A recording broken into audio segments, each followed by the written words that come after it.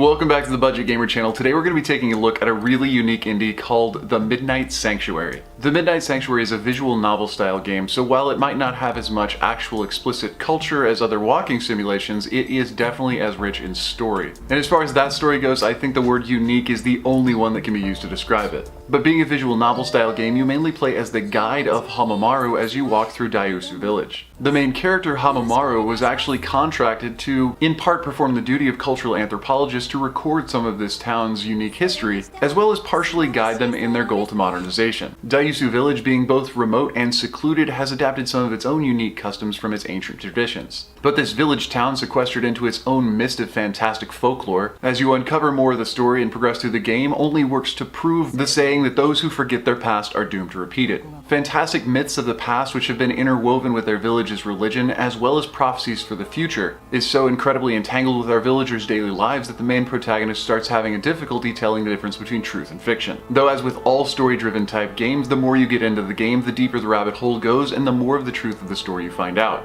And as that is the entire purpose of playing a story game, I'm not really going to divulge any more than that in the review. But I can say that the overall story premise, as well as the actual writing in the game, are just as fantastic as the imagery. The background or cover image of the game is constantly used as the coloring for many characters in the game. And as confusing as it may seem at first, it actually follows a pretty solid theme, and you may start to pick it up about halfway through. But despite the implications that this type of art style might have for this game specifically, it is incredibly unique and vivid. And though it can be confusing to some at first, especially if you've never encountered this art style before, if you're an anime fan and have seen a particular rendition of The Count of Monte Cristo, you might feel right at home with this game. The Midnight Sanctuary's graphics and art style, and the constant moving of environmental elements as well as the character sprites, goes a long way in not only creating that fantastic surrealistic environment, but also does a lot to detract from any sort of boredom that might wear on you from the static elements of visual novels. The music as well is well suited, not keeping a consistent steady pace, but coming in when it's needed. When the player's meant to spend more time studying the dialogue or the background scenery for small details, the music also fades into the background.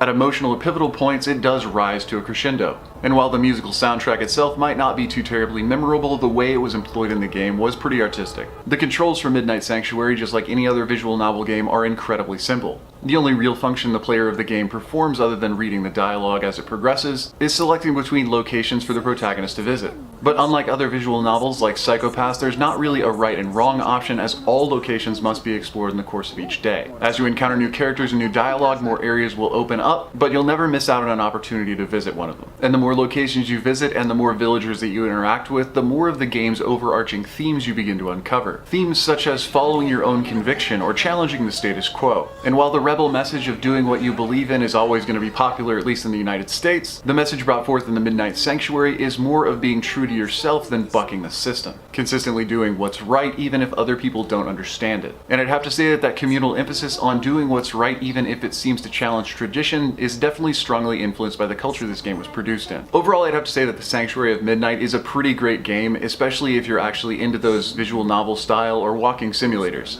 But at just over $10, it's definitely not going to be a great game for everyone. Its unique story and incredible visual art style are an experience that's really hard to describe, but I would hope that if you're remotely interested in playing the game, that you wait till it goes on sale and actually get a copy. But again, as an explicitly designed visual novel style game, if you're a fan of anything remotely related to action or even puzzles, this might not be the game for you. But anyway, that wraps up the review of the Midnight Sanctuary on the Switch, so if you enjoyed the review or found it helpful, feel free to throw me a like or a comment to show your support, and feel free to click that little bell icon when you subscribe to stay updated with the latest content. I'm doing everything I can to get this channel some visibility and some growth, so every like, every comment, and every subscribe really does matter. But anyway, this has been Budget Gamer, so as always, thanks for watching.